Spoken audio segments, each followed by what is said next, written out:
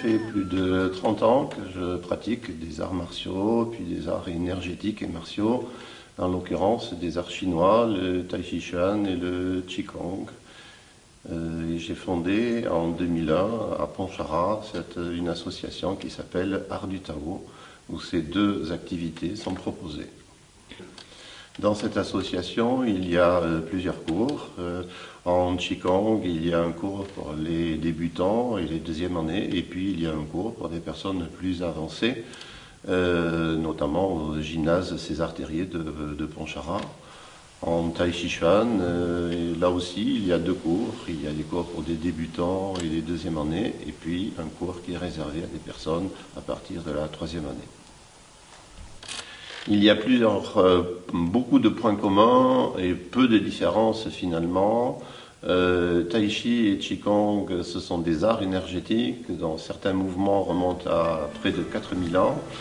Le Tai Chi, dans sa version plus martiale, est beaucoup plus récent et il y a quelques exercices avec des armes pour les plus avancés.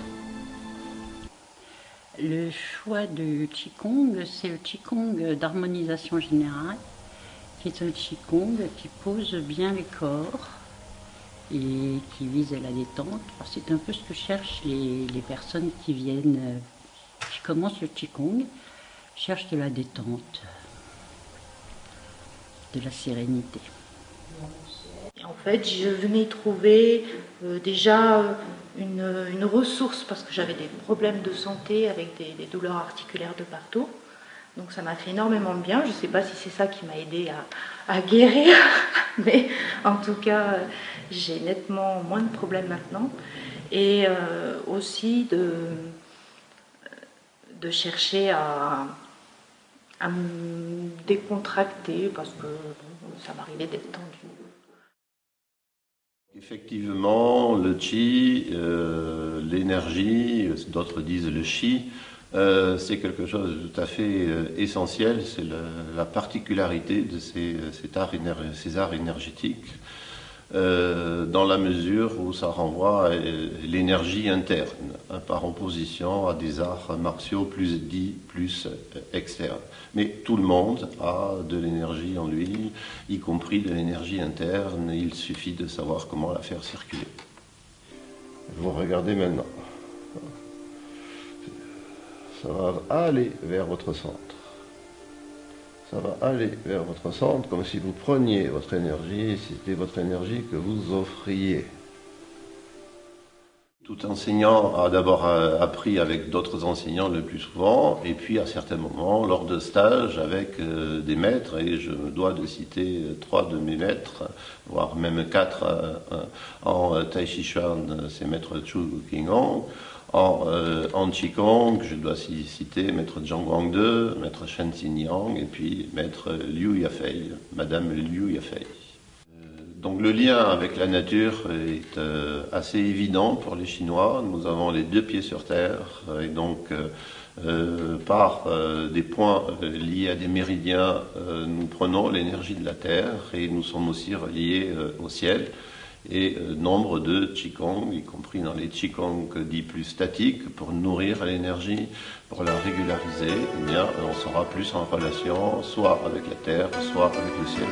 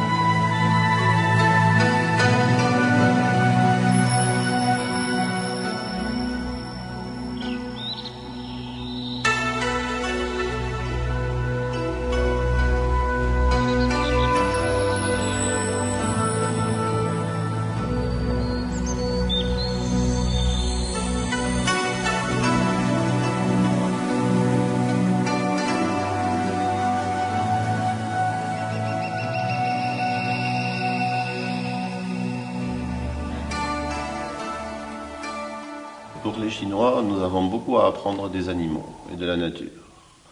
Et beaucoup de mouvements, surtout en Qigong, mais certains aussi en Tai Chi Chuan, beaucoup de mouvements ont été créés par les maîtres à partir de l'observation des animaux. Par exemple, en Wing Chun Gong, nous pratiquons le mouvement du chat, d'autres mouvements de la tortue. Voilà le soubassement, le fond tout à fait culturel qui nous relie à la Chine directement. J'ai choisi de faire le Qigong, je l'ai démarré déjà avec Alain, qui est toujours mon professeur aujourd'hui.